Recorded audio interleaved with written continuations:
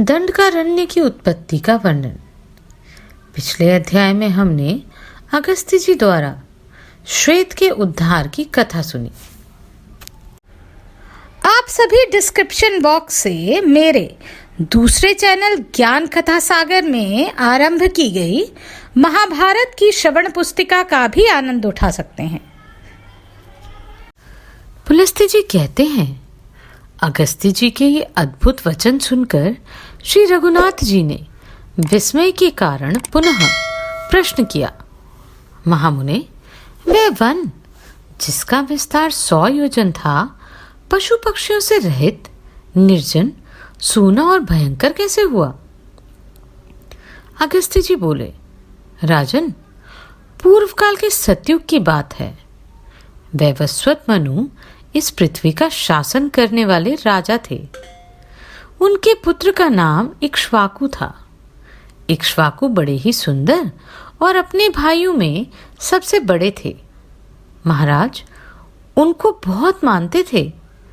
उन्होंने इक्ष्वाकु को भूमंडल के राज्य पर अभिषिक्त करके कहा, तुम पृथ्वी के राजवंशों के अधिपति बनो।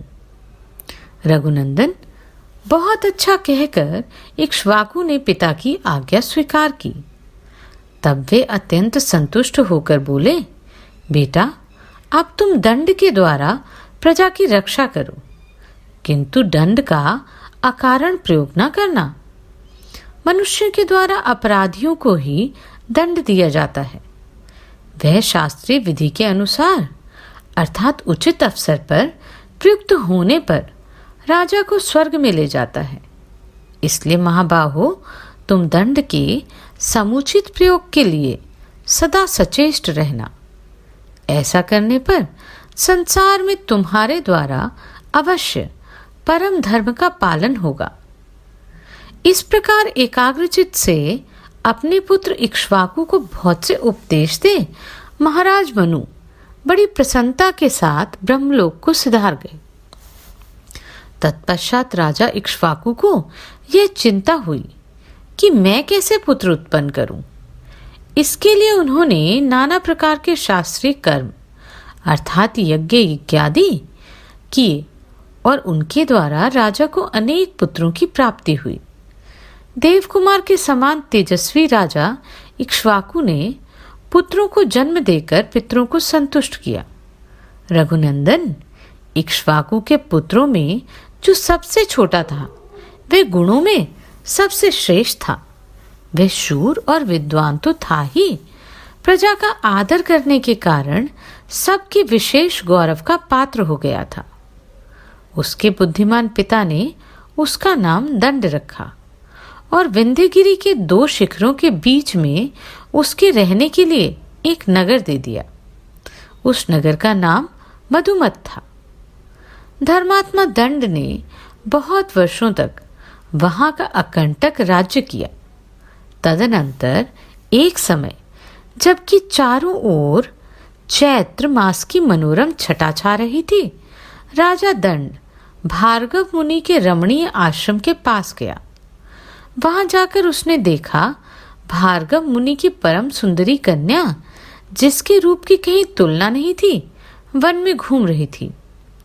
उसे देखकर राजा दंड के मन में पाप का उदय हुआ और वह काम बाण से पीड़ित हो कन्या के पास जाकर बोला, सुंदरी, तुम कहाँ से आई हो?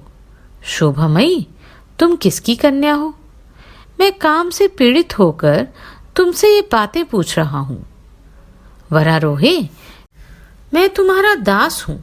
सुंदरी, मुझ भक्त को अंगीकार करो।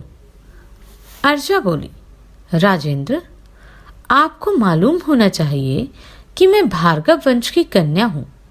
पुण्यात्मा, शुक्राचार्य की मैं ज्येष्ठ पुत्री हूँ।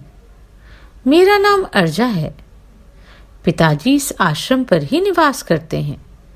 महाराज शुक्राचार्य मेरे पिता हैं और आप उनके शिष्य हैं। अतः धर्म के नाते मैं आपकी बहन हुई। इसलिए आपको मुझसे ऐसी बात नहीं करनी चाहिए। यदि दूसरे कोई दुष्ट पुरुष भी मुझ पर कुदृष्टि करे तो आपको सदा उनके हाथ से मेरी रक्षा करनी चाहिए। मेरे पिता बड़े क्रोधी और भयंकर हैं। वे अपने शाप से आपको भस्म कर सकते हैं। अतः नृपश्रेष्ठ, आप मेरे महातेजस्वी पिता के पास जाइए और धर्मानुकूल बर्ताव के द्वारा उनसे मेरे लिए याचना कीजिए, अन्यथा इसके विपरीत आचरण करने पर आप पर महान एवं घोर दुख आ पड़ेगा। मेरे पिता का क्रोध उमड़ जाने पर वे समूची त्रिलोकी को जलाकर राख कर सकते हैं। दंड बोला, सुंदरी, तुम्हें पा लेने पर चाहे मेरा वध हो जाए अथवा वध से भी महान कष्ट भोगना पड़े, मुझे स्वीकार है। भीरू, मैं तुम्हारा भक्त हूं, मुझे स्वीकार करो। ऐसा कहकर राजा ने उस कन्या को बलपूर्वक बाहुपाश में कस लिया और उस एकांत वन में, जहां से कहीं भी आवाज नहीं पहुंच सकती थी, उसे नग्न किया। बेचारी अबला उसकी भुजाओं से छूटने के लिए बहुत छटपटाई, परंतु फिर भी उसने स्वेच्छानुसार उसके साथ भोग किया। राजा दंड वह अत्यंत कठोरतापूर्ण और महाभयानक अपराध करके तुरंत अपने नगर को चल दिया तथा भार्गव कन्या अर्जा दीन भाव से रोती हुई अत्यंत उद्विग्न हो आश्रम के समीप अपने देवतुल्य पिता के पास आई। उसके पिता अमित तेजस्वी देवऋषि शुक्राचार्य सरोवर पर स्नान करके गए थे। स्नान करके वे 2 ही घड़ी में शिष्यों सहित आश्रम पर लौट आए। उन्होंने देखा अर्जा की दशा बड़ी दयनीय है, वे धूल में सनी है। तुरंत ही सारा रहस्य उनके ध्यान में आ गया। फिर तो शुक्र को बड़ा रोष हुआ। वे तीनों लोगों को दग्ध सा करते हुए अपने शिष्यों को सुनाकर बोले, धर्म के विपरीत आचरण करने वाले अदूरदर्शी दंड के ऊपर प्रज्वलित अग्निशिखा के समान भयंकर विपत्ति आ रही है। तुम सब लोग देखना, वह खोटी बुद्धि वाला पापी राजा अपने देश, भृत्य, सेना और वाहन सहित नष्ट हो जाएगा। उसका राज्य 100 योजन लंबा चौड़ा है। वह समूचे राज्य में इंद्र धूल की बड़ी भारी वर्षा करेंगे। उस राज्य में रहने वाले स्थावर जगम जितने भी प्राणी हैं, वह सबको इस धूल की वर्षा से शीघ्र ही नाश को प्राप्त होंगे। जहां तक दंड का राज्य है, वहां तक के उपवनों और आश्रमों में अकस्मात 7 रात तक धूल की वर्षा होती रहेगी। क्रोध से संतप्त होने के कारण इस प्रकार शाप दे महर्षि शुक्र ने आश्रमवासी शिष्यों से कहा, तुम लोग यहाँ रहने वाले सब लोगों को इस राज्य की सीमा से बाहर ले जाओ। उनकी आज्ञा पाते ही आश्रमवासी मनुष्य शीघ्रता पूर्वक उस राज्य से हट गए और सीमा से बाहर जाकर उन्होंने अपने डेरे डाल दिए। तदनंतर शुक्राचार्य अर्जा से बोले, ओ नीच बुद्धि वाली कन्या, तू अपने चित्त को एकाग्र करके सदा इस आश्रम पर ही निवास कर। यह 4 कोस के विस्तार का सुंदर शोभा संपन्न सरोवर है। अर्जे, तू रजोगुण से रहित सात्विक जीवन व्यतीत करती हुई 100 वर्षों तक यहीं रह। महर्षि का यह आदेश सुन अर्जा ने तथास्तु कहकर उनकी आज्ञा स्वीकार की। उस समय वह बहुत ही दुखी हो रही थी। शुक्राचार्य ने कन्या से उपर्युक्त बात कहकर वहां से दूसरे आश्रम के लिए प्रस्थान किया।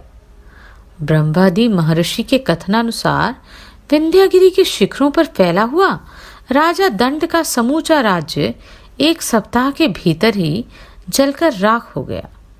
तब से यह विशाल वन दंड का रण्य कहलाता है। रघुनंदन, आपने जो मुझसे पूछा था वह सारा प्रसंग मैंने कह सुनाया। अब संध्योपासन का समय बीता जा रहा है। ये महर्षिगण सब ओर जल से भरे घड़े लेकर अर्घ्य दे भगवान सूर्य की पूजा कर रहे हैं।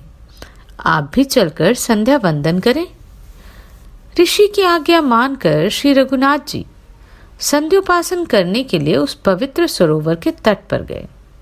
तदनंतर आचमन एवं साय संध्या करके श्री रघुनाथ जी महात्मा कुंभज के आश्रम में गए। वहां उन्होंने बड़े आदर के साथ अधिक गुणकारी फल मूल तथा रसीले साग भोजन के लिए अर्पण किए।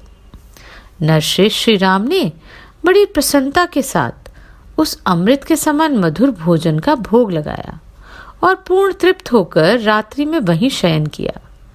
प्रातःकाल उठकर उन्होंने अपना नित्य कर्म किया और वहां से विदा होने के लिए महर्षि के पास आए।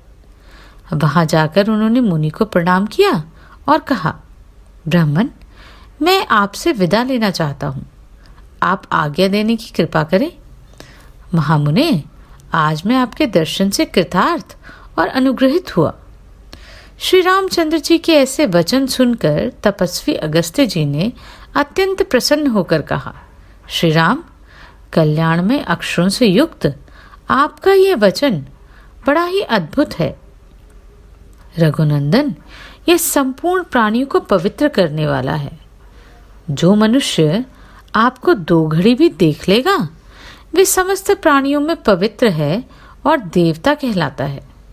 रघुश्रेष्ठ, आप समस्त देहधारियों के लिए परम पावन हैं। आपका प्रभाव ऐसा ही है, जो लोग आपकी चर्चा करेंगे उन्हें भी सिद्धि प्राप्त होगी। आप इस मार्ग से शांत एवं निर्भय होकर जाइए और धर्म पूर्वक राज्य का पालन कीजिए, क्योंकि आप ही इस जगत के एकमात्र सहारे हैं।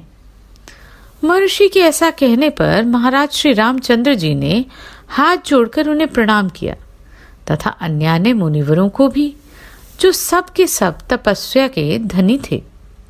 सादर अभिवादन करके वे शांत भाव से सुवर्ण भूषित पुष्पक विमान पर चढ़ गए और यात्रा के समय मुनिगणों ने सब ओर से उन पर आशीर्वादों की वर्षा की। समस्त पुरुषार्थों के ज्ञाता श्री रघुनाथ जी दोपहर होते होते अयोध्या में पहुंचकर 7वीं ड्योढ़ी में उतरे। तत्पश्चात उन्होंने इच्छानुसार चलने वाले उस परम सुंदर पुष्पक विमान को विदा कर दिया। फिर महाराज ने द्वारपाल से कहा, तुम लोग तुरंत जाकर भरत और लक्ष्मण को मेरे आगमन की सूचना दो और उन्हें अपने साथ ही लिवा लाओ, विलंब न करना। द्वारपाल आज्ञा के अनुसार जाकर दोनों कुमारों को बुला लाए। श्री रघुनाथ जी ने अपने प्रिय बंधु भरत और लक्ष्मण को देखकर बड़े प्रसन्नता से उन्हें हृदय से लगा लिया। मैंने ब्राह्मण के शुभ कार्य का यथावत संपादन किया। अब मैं पूर्ण धर्म का अनुष्ठान करूंगा, अर्थात प्रतिमा स्थापन, देवालय निर्माण आदि। वीरों, मेरा कान्य कुब्ज देश में जाकर भगवान वामन की प्रतिष्ठा करने का विचार है।